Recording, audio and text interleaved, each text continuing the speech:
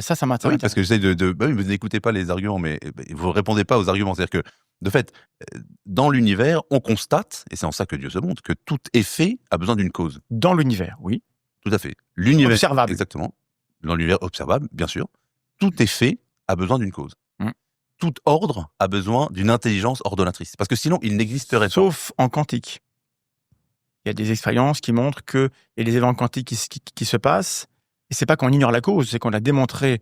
J'ai pas le nom du chercheur, j'aurais dû réviser avant de venir, mais peut-être qu'on pourra mettre une source. Bien sûr, bien sûr. Il y a des expériences en quantique qui montrent que dans un certain contexte où on peut isoler le système et être sûr de ce qu'on fait, on a la preuve qu'il se passe un événement qui n'a pas de cause.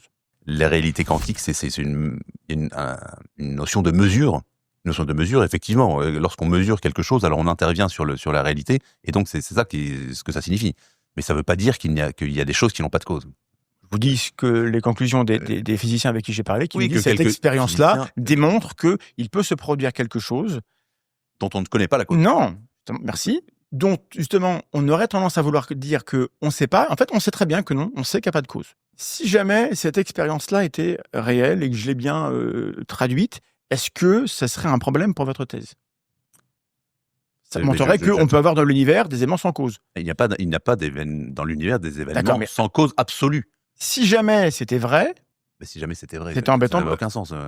Si jamais on peut pas commencer une théorie par si, jamais. on peut faire des hypothèses dans imaginaire. Si moi, vous... Mais voilà. non, c'est aussi absurde que l'argument que vous aimez tellement, si Dieu pouvait créer une pierre plus grosse que lui qu'il ne pouvait pas porter. Oui. On arrive dans le contradictoire. Donc en fait, je suis d'accord avec vous Est-ce que là-dessus. Dieu peut créer C'est une pierre lourde? Alors, Non, mais parce que cette question-là, on la balaye comme si elle était ridicule, mais Mais oui. elle pose un vrai problème, en fait. non, parce qu'en fait, Est-ce il qu'une n'y a pas de force possibilité de faire des infinie choses absurdes. Est-ce qu'une force Ce n'est infinie pas une peut... possibilité, ce n'est pas une force de créer quelque chose Est-ce d'absurde. qu'une force infinie peut bouger un objet inamovible? S'il est inamovible, non, il ne peut pas être bougé. Donc la force n'est pas infinie. Non, parce que vous réduisez le champ de ce que vous appelez inamovible. Et donc ça le pose champ- la question de la la définition force. de Dieu, encore une fois. Donc ce problème-là de la pierre, j'entends bien que c'est formulé de manière simple pour que tout le monde puisse comprendre le problème, que la définition de Dieu en elle-même, elle est genre. Mais je reviens à mon Non, terminons ça, parce qu'autrement, les gens vont pas comprendre. C'est un argument absurde.